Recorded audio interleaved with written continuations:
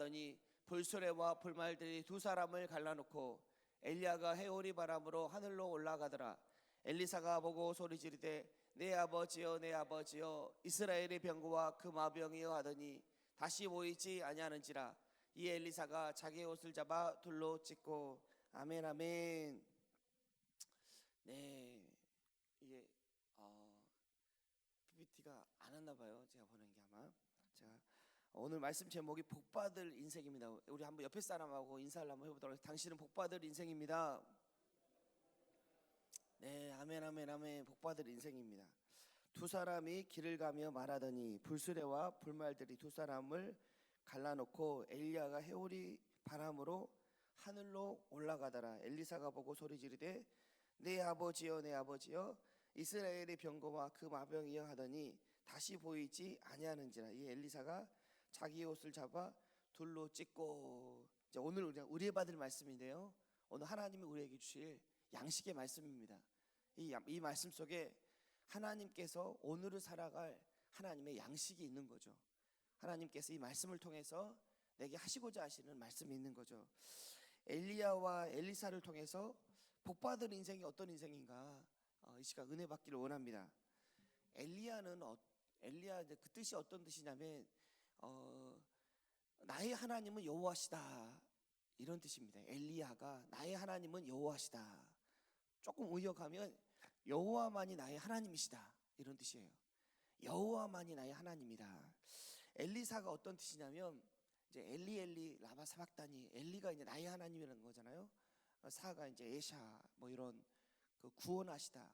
그래서 엘리사는 나의 하나님은 구원이시다라는 뜻입니다. 나의 하나님, 조금 의역하면 하나님이 구원하신다, 이런 뜻이에요. 하나님이 구원하신다. 엘리야와 엘리사를 통해서 하나님께서 오늘 하루를 살아갈 말씀을 주실 텐데 12절에 보니까 엘리사가 보고 소리 지르되 내 아버지여 내 아버지여 이스라엘의 병거와 그 마병이여 하더니 다시 보이지 아니하는지라. 이에 엘리사가 자기 옷을 잡아 둘로 찢고. 엘리사가 그 엘리야를 부를 때 어떻게 부르냐면 내 아버지여 내 아버지여 이스라엘의 병거와 그 마병이여 라고 부릅니다.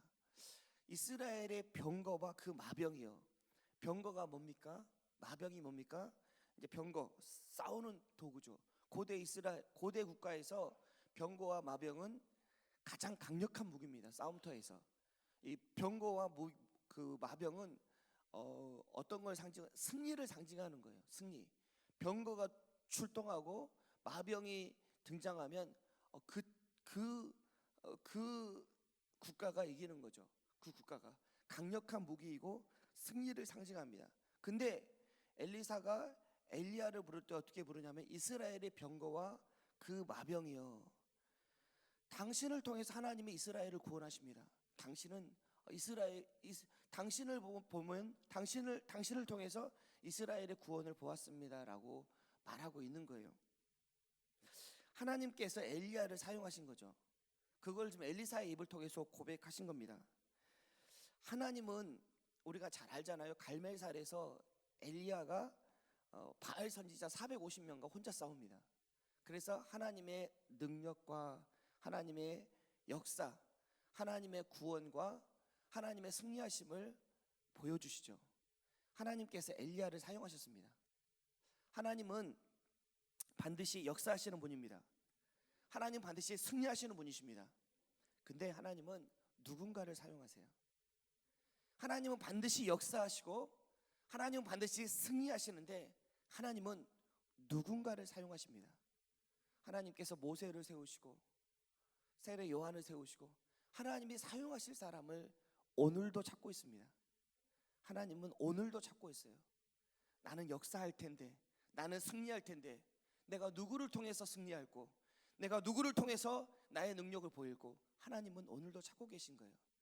하나님께서 이 엘리야를 사용하신 거죠. 근데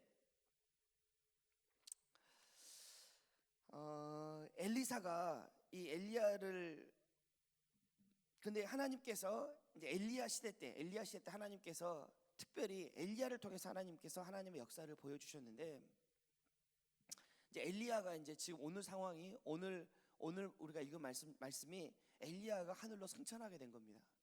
하나님께서 엘리야를 하늘로 들어 올리시는 거예요. 그러면 하나님께서 이제 다음 사람을 찾는 거죠.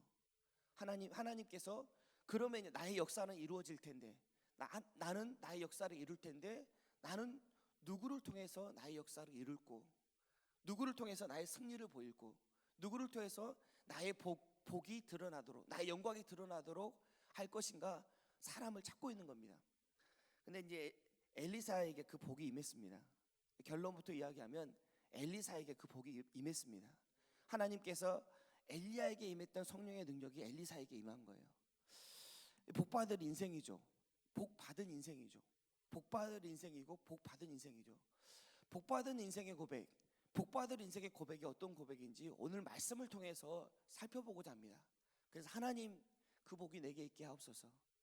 이 시대 가운데 오늘을 사는 나에게 하나님의 영광이 드러나고, 하나님의 능력이 드러나고, 하나님의 역사가 드러날 수 있도록 우리 교회 가운데, 우리 가정 가운데, 내가 속한 직장 가운데 하나님, 그 영광의 하나님께서 드러나고 보여지게 하옵소서 기도하고자 이 아침에 우리가 모인 겁니다. 엘리야에게 그 복이 임했는데요, 어떻게 엘리야에게 그 복이 임했는지, 그리고 복받은 인생, 사실은 복은 성령님이 주시는 겁니다. 하나님의 일방적으로 우리에게 주시는 은혜죠. 근데 복받을 인생의 고백이 어떤 고백인지 우리가 같이 살펴보기를 원합니다. 그 복을 사모하기를 원합니다. 12절에 보니까 엘리사가 보고 소리지되 아버지여, 내 아버지여 라고 고백합니다. 엘리사에게 임한 복을 잠깐 보면 2장 13절에 보니까 처음에 엘리야와 엘리사가 요단강에 갔을 때 엘리야가 자기 옷을 벗어서 요단강을 칠 때 요단강이 갈라지고 그 사이를 엘리사와 엘리야가 지나갑니다. 근데 엘리야가 승천할 때 2장 13절에 보니까 엘리야의 옷을 엘리사가 받습니다. 엘리사가 이어받게 됩니다. 엘리사가 그 옷을 받고 2장 14절에 보니까 그 떨어진 그 엘리야의 옷을 가지고 물을 치면서 엘리야 하나님이 어디 계십니까 하면서 엘리사가 물을 치니까 요단강이 갈라지는 거예요. 그리고 엘리사가 그 물을 건넙니다. 15절에 보니까 맞은편에 있던 다른 선지자들이 그 모습을 보고 엘리사에게 뭐라고 말하냐면, 엘리야의 성령이 하시는 역사가 엘리사 위에 머물렀다라고 이야기합니다. 엘리야의 성령의 역사가 엘리사에게 머물렀다라고 이야기합니다. 실제로 하나님께서 엘리야를 통해서 이루셨던 역사를 엘리사를 통해서 그대로 역사하시는 거예요. 엘리야에게 임하신 성령님, 그 성령님께서 동일하게 엘리사를 통해서 역사하시기 시작하신 겁니다. 그래서 엘리야를 통해서 나타났던 기적들이, 하나님의 능력이, 하나님의 영광이 이제는 엘리사를 통해서 나타나고 역사하시는 거죠. 역사는 하나님이 이루시지만 그 역사의 통로가 엘리사가 된 겁니다. 우리가 그 통로가 되기를 주님의 이름으로 축원합니다. 내가 그 통로가 되기를 주님의 이름으로 축원합니다. 통로가 되는 게 왜 그렇게 중요하냐면, 통로에는 멈출 날이 없습니다. 파이프가 계속 물을 흘려보내잖아요. 그 파이프 안에는 물이 떨어질 날이 없습니다. 우리가 은혜의 통로가 되잖아요. 하나님의 영광의 통로가 되잖아요. 하나님의 능력의 통로가 되잖아요. 우리 안에 하나님의 영광이, 하나님의 능력이, 하나님의 은혜가 넘치는 거예요. 통로가 될 때 넘치는 겁니다.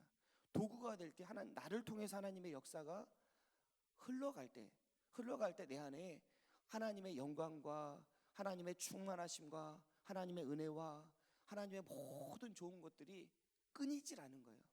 넘쳐 흐르는 거죠. 그래서 도구가 되고 통로가 되는 게 그렇게 중요한데, 하나님께서 엘리사에게 그 은혜가 임하게 하신 겁니다. 그 엘리사의 고백이 뭐냐면, 나의 하나님, 나의 하나님이라고 엘리야를 부르고 있어요. 무슨 말이냐면, 엘리사는 철저하게 엘리야의 영적 질서와 권위 아래 있었습니다. 엘리사는 철저하게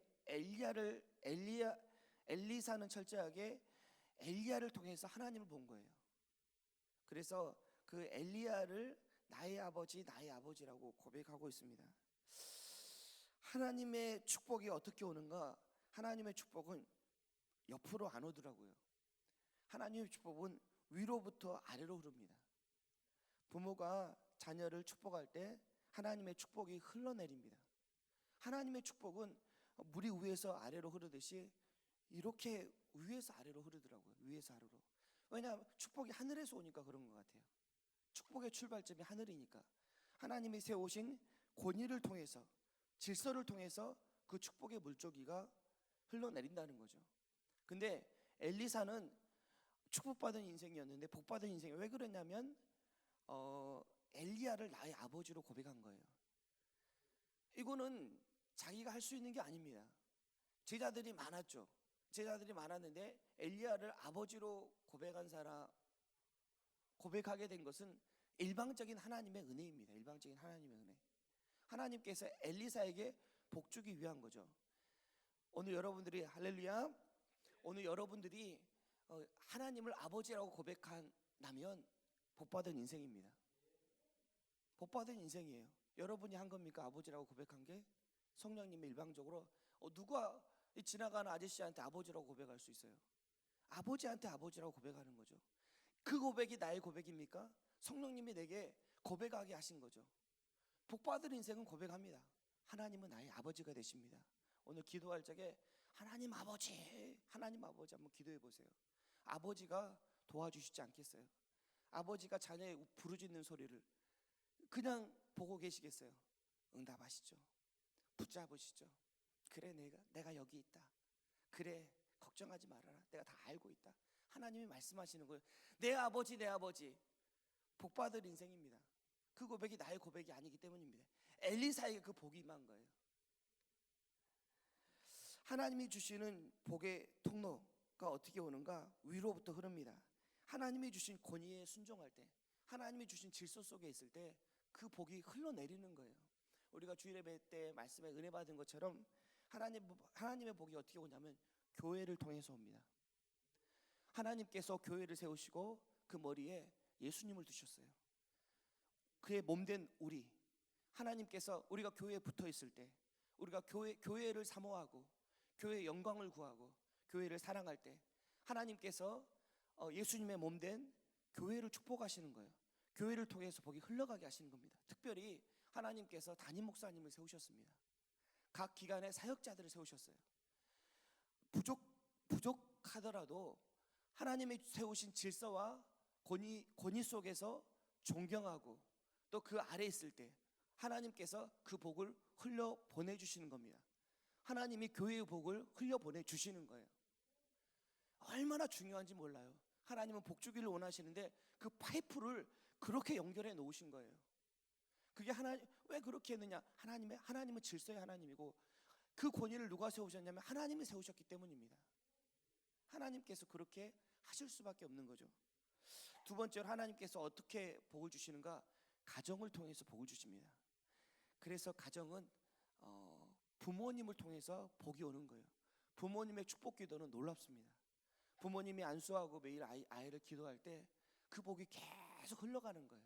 아버지가, 어머니가 자녀를 통해서 계속 기도할 때 그 복이 자녀에게 끊이지 않는 겁니다. 엄청난 거죠.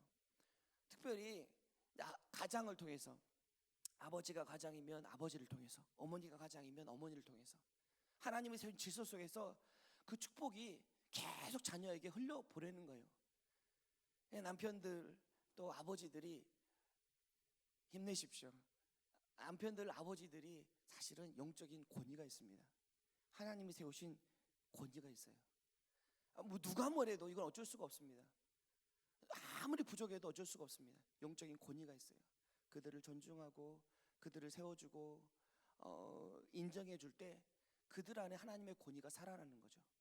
그리고 그들을 통해서 아무리 부족해도 그들을 통해서 하나님께서 역사하십니다. 하나님의 축복이 내려오는 거죠. 세 번째로 하나님께 국가를 통해서 축복이 내려옵니다. 우리가 이제 새로운 대통령이 당선이 됐는데 대통령을 위해서 기도해야 합니다. 나라와 정치가들을 위해서, 위정자들을 위해서 기도해야 됩니다. 하나님은 국가를 통해서 하나님이 국가를 부강하게 하시고 국가에게 복을 주시면 나라 전체가 복을 받는 거예요. 그 속에서 간 우리 전체가 복을 받는 겁니다.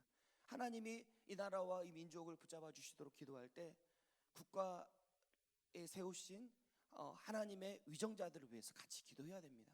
왜냐하면 지도자들을 위해 기도해야 됩니다. 그들을 통해서 복이 오기 때문에 그래요. 그들이 하나님을 경외하고 그들이 정말 하나님의 마음에 합한 사람이 될 수 있도록 함부로 이야기하면 절대 안 됩니다. 자기에게 의견이 맞지 않아도 존중하고 함부로 이야기하지 않고 기도해 줘야 됩니다. 계속. 세 번째로 하나님께서는 학교, 배움 공동체, 그러니까 스승이죠. 선생님을 통해서 네 번째로 복이 옵니다. 또 직장을 통해서 복이 옵니다. 하나님이 세우신 질서 속에서 하나님이 복을 주시는 거예요. 근데 사실은 복받을 인생은 권위 아래 있습니다. 복받을 인생은 질서 속에 있습니다. 복받을 인생은 알아요. 마음이 불편한 거예요. 마음이 불편한 거예요. 그 아래에 있어야 되는지 아는 거예요.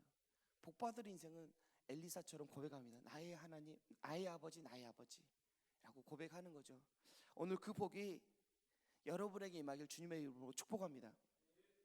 복은, 하나님의 축복은 위로부터 아래로 흐릅니다. 하나님의 질서와 하나님의 권위 속에 있는 거죠. 그래서 정말 부모님을 사랑하고 교회를 사랑하고 세우신 담임 목사님을 사랑하고 존경하고 존중하고 또 직장에서 상사를 위해서 기도하고 또 학교에서 선생님께 순종하고 이게 얼마나 축복받은 인생인지 모릅니다. 우리 자녀들이 질서 속에서 하나님의 복을 받도록 기도를 해주시기 바랍니다. 우리 자녀들이 하나님의 복을 받도록 내가 하나님 아버지, 나의 아버지, 나의 아버지, 내가 복받을 인생인데 오늘 이 시간 그 하나님의 복을 충만히 받기를 기도합니다. 하나님이 아버지라고 부를 수 있는 은혜와 특권을 주셨어요. 시간 아버지라고 부를 때 하나님께서 위로부터 오는 놀라운 은혜와 축복이 여러분에게 충만히 넘칠 줄 믿습니다. 제가 잠깐 기도하겠습니다. 하나님 아버지 감사합니다.